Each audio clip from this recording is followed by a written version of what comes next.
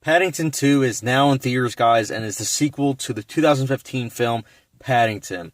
And this film follows Paddington, named after the station, as he basically is continuing his life after the adventure of the first film.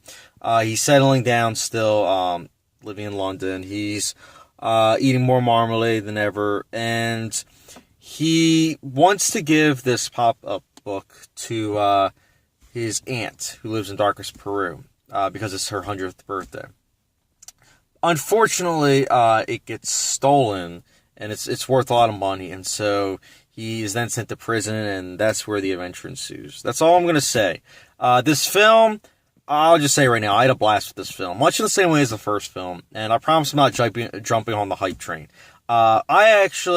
Short story, I actually watched Paddington, the TV show, as a kid. I really enjoyed the TV show. I thought that it was very charming, very funny in moments, but for the most part, very charming, and it just puts a smile on your face.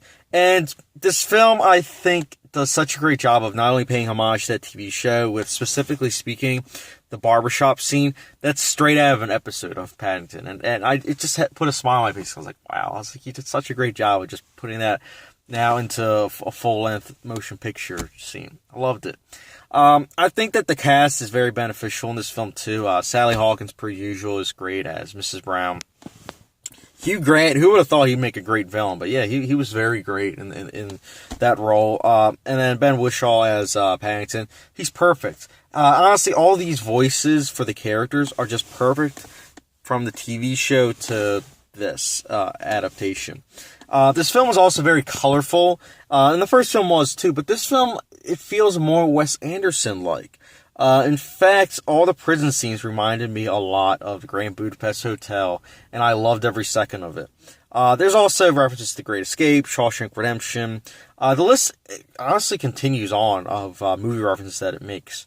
And I loved it. I loved it not only as a movie buff / movie critic, but just as an average moviegoer. Well, above average, because I go to the movies so much.